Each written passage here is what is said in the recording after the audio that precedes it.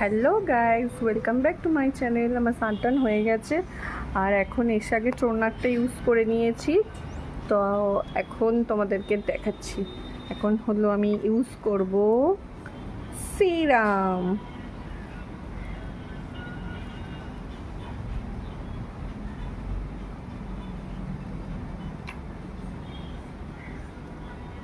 দেখো মানে সিরামটা ইউজ করলে স্কিনটা কতটা গ্লো করে, ভীষণ গ্লো করে সিরামটা ইউজ করলে। আর সিরাম ইউজ করা তো ভীষণ ভালো স্কিনের জন্য। আগে তো আমি জানতাম না, অতটা ইউজ করতামও না। তো যাই হোক, ফোন দেখে দেখে এখন ইউজ করি। আর যেহেতু আমি পার্লারে যাই না বলতে আমি কোনো রকম হেয়ার ট্রিটমেন্ট বা স্কিন ট্রিটমেন্ট করাই না পার্লার থেকে।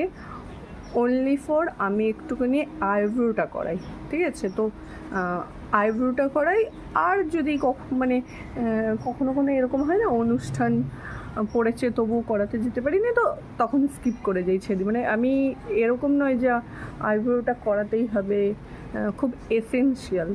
তো যখন ইচ্ছা হয় করাই, যখন মুড হয় করাই না। এখন যেমন দেখতে পাচ্ছ আমি অনেক দিন আগেই করেছি, সেই দুর্গা পুজোর অনেক কটা দিন আগেই করিয়েছি, ঠিক আছে? তো তারপর থেকে এখন করাইনি।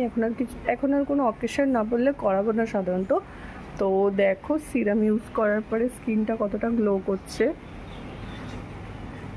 আর হ্যাঁ, একটুখানি আমাকে কেউ বলো তো, যদি জেনে থাকো তাহলে কেউ একটু আমাকে এই কথাটা বলো তো, যে আমার না এখানে দেখো না হালকা একটা স্পট টাইপের, মানে বোঝা যায় না খুব একটা, কিন্তু যখন ফেসটা এদিক ওদিক ঘোরাই তখন বোঝা যায় এই যে এখানে একটা হালকা স্পট।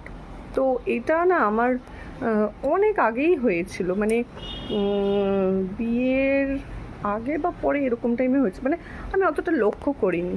তারপর যখন বেবি হওয়ার ছিল, মানে যখন মামার পেটে ছিল, তখন আমার জিনিসটা একটু বেশি ডিপ হয়ে গেছে। তো এইটা কি ইউজ করলে যাবে, বা কোনো ট্রিটমেন্ট করতে হবে কি না, বা কী করব একটু আমাকে জানিও কমেন্ট করে প্লিজ। তো দেখো ফেসটা কেমন গ্লো করছে। তো চলো, টাটা।